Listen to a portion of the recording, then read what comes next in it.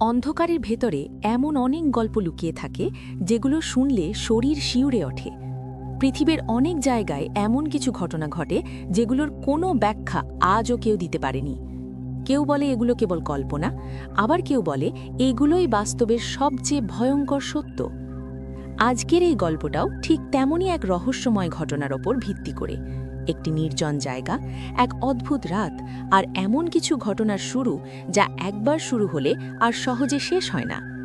যদি আপনি দুর্বল মনের মানুষ হন, তাহলে এই গল্প শোনার আগে একবার ভেবে নিন, কারণ আজকের গল্পে এমন কিছু আছে যা হয়তো আপনার রাতের ঘুম কেড়ে নিতে পারে।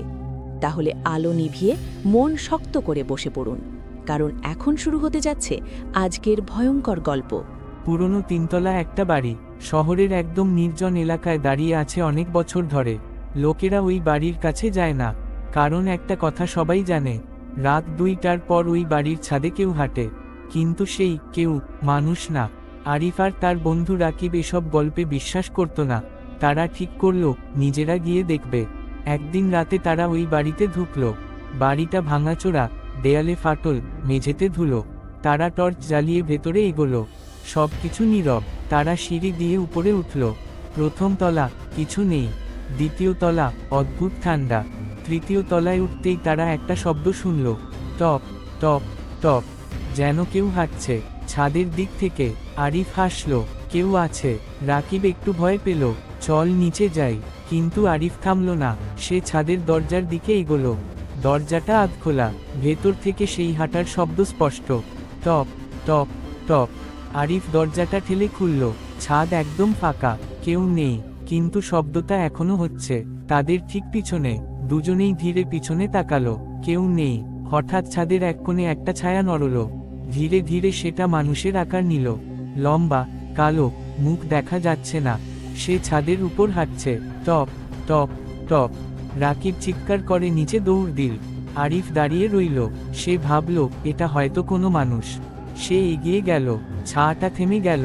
তারপর ধীরে মাথা ঘুরাল, তার মুখ নেই, শুধু অন্ধকার। আরিফ পিছিয়ে গেল। হঠাৎ ছায়াটা দ্রুত তার দিকে ছুটে এল। আরিফ দৌড়ে নিচে নামল। সিঁড়ি দিয়ে নামতে নামতে সে শুনতে পেল ছায়াটা তার পেছনে, টপ টপ টপ। সে নিচে পৌঁছে দরজা খুলে বাইরে বেরিয়ে গেল। রাকিব বাইরে দাঁড়িয়ে কাঁপছে। দুজনেই পালিয়ে গেল।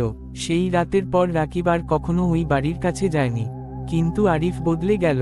সে চুপচাপ হয়ে গেল, রাতে ঘুমোতে পারত না, আর মাঝরাতে সে ছাদের দিকে তাকিয়ে থাকত। একদিন রাকিব তার বাড়িতে গেল। রাত তখন 2টা। হঠাৎ সে শুনল, টপ টপ টপ। শব্দটা আসছে ছাদ থেকে। রাকিব ভয় পেয়ে গেল। সে আরিফকে ডাকল, কোনো উত্তর নেই। সে ছাদে উঠল। ছাদে গিয়ে সে যা দেখল, আরিফ হাঁটছে ধীরে ধীরে, ঠিক সেই একই শব্দ, টপ টপ টপ। রাকিব বলল, তুই কি করছিস? আরিফ থামল, ধীরে ধীরে পিছনে তাকালো। তার মুখ অন্ধকার, চোখ নেই। সে ফিসফিস করে বলল, এখন আমি হাঁটি। রাকিব চিৎকার করে নিচে নেমে পালিয়ে গেল। পরদিন সকালে খবর এল, আরিফ নিখোঁজ। কেউ জানে না সে কোথায় গেছে। কিন্তু সেই বাড়ির ছাদে এখনো রাতে শব্দ শোনা যায়, টপ টপ টপ। লোকেরা বলে যে একবার ওই ছায়াকে দেখে, সে একদিন নিজেই ছাদের উপর হাঁটতে শুরু করে, আর তখন সে আর মানুষ থাকে না। তাহলে এটাই ছিল আজকের গল্প। কিন্তু মনে রাখবেন, সব ভয়ের শেষ হয় না গল্প শেষ হওয়ার সঙ্গে সঙ্গে। কিছু ছায়া আমাদের সঙ্গেই থেকে যায়। আজ রাতের পর যদি হঠাৎ কোনো অচেনা শব্দ শুনতে পান, অথবা মনে হয় কেউ আপনাকে দেখছে, তাহলে বুঝবেন অন্ধকার কখনো পুরোপুরি ফাঁকা থাকে না।